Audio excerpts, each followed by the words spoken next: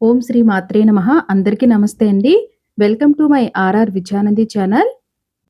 August 28, 2026న మనకు ఒక ప్రత్యేకమైన రోజు రాబోతుందండి. ఎందుకంటే ఈ ఒక్క రోజే చంద్రగ్రహణం, అలాగే రాఖీ పౌర్ణమి 2 ఉన్నాయి.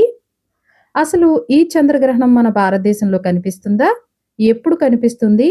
రాఖీ పౌర్ణమి ఎప్పుడు జరుపుకోవాలి? ఈ 2 ఒకే రోజున రావడం వల్ల ఏమైనా ప్రత్యేకత ఉందా? ఇవన్నీ కూడా ఈ వీడియోలో అయితే తెలుసుకుందాం. ముందుగా చంద్రగ్రహణం గురించి తెలుసుకుందాం. ఆగస్ట్ 28న పాక్షిక చంద్రగ్రహణం అయితే ఏర్పడుతుంది.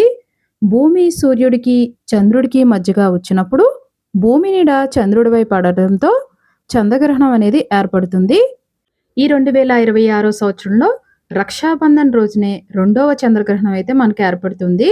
మొదటి చంద్రగ్రహణం వచ్చేసి మార్చి 3వ తేదీన అయితే ఏర్పడింది. ఈ సంవత్సరంలో చివరి చంద్రగ్రహణం అండి ఇది. ఇప్పుడు ఈ గ్రహణం యొక్క పట్టువిడుపు సమయాల గురించి తెలుసుకుందాం. ఆగస్ట్ 28వ తారీఖున శుక్రవారం ఉదయం 6:54 నుంచి ప్రారంభమై మధ్యాహ్నం 12:31 వరకు ఈ గ్రహణం అయితే ఉంటుందండి. ఈ చంద్రగ్రహణం భారతదేశ కాలమాన ప్రకారం జరుగుతున్నప్పటికీ మన భారతదేశం నుంచి ఇది ఆకాశంలో అయితే కనిపించదండి. ఎందుకంటే గ్రహణం అనేది ఉదయం వేళ మనకి చంద్రుడు కనిపించడు కాబట్టి మనకి చంద్రగ్రహణం అనేది కనపడదండి. అందుకే మనం గ్రహణ నియమాలు ఏమీ కూడా పాటించాల్సిన అవసరం అయితే లేదండి. చంద్రగ్రహణం అనేది ఏ ఏ ప్రాంతాల్లో కనిపిస్తుందో ఇప్పుడు తెలుసుకుందాం. ఉత్తర అమెరికా, దక్షిణ అమెరికా, పశ్చిమ ఐరోపా మరియు ఆఫ్రికాలోని కొన్ని ప్రాంతాల్లో అయితే మనకి ఈ చంద్రగ్రహణం అయితే కనబడుతుందండి. గర్భిణీ స్త్రీల విషయానికి వస్తే కనుక వీళ్ళు ఎటువంటి నియమాలు పాటించాల్సిన అవసరం లేదండి.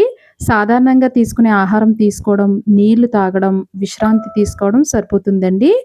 గ్రహణం కోసం భోజనం మానేయడం లేదా నీళ్లు తాగకుండా ఉండడం అయితే అవసరం లేదండి.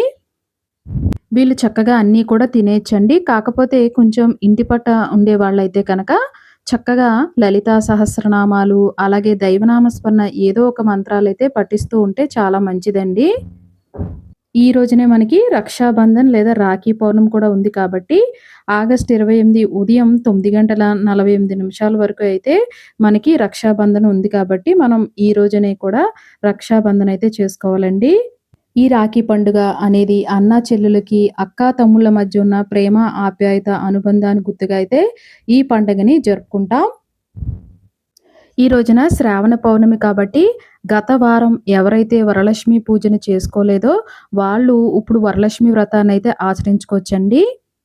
గత వారం వరలక్ష్మి అమ్మవారిని పూజని ఇంట్లో చేసుకున్న వాళ్ళైతే ఈ వారం కూడా అమ్మవారిని స్మరించుకోవడం, అలాగే ఈ రోజున పౌర్ణమి వచ్చింది కాబట్టి క్షీరదీపాన్ని వెలిగించుకోవడం, అలాగే అమ్మవారిని ధ్యానించుకోవడం ఇవన్నీ కూడా మనం చేసుకోవచ్చండి. ఇదండి ఇవాల్టి వీడియో. ఆగస్ట్ 28న ఏర్పడే చంద్రగ్రహణం మన భారతదేశంలో కనపడదు కాబట్టి మనం ఎటువంటి నియమాలు పాటించక్కర్లేదు. అలాగే మనం వ్రతాలు, అలాగే రాఖీ పౌర్ణమి అన్నీ కూడా మనం చేసుకోవచ్చండి. ఈ వీడియో నచ్చితే కనుక లైక్ చేయండి, షేర్ చేయండి, సబ్స్క్రైబ్ చేసుకోండి.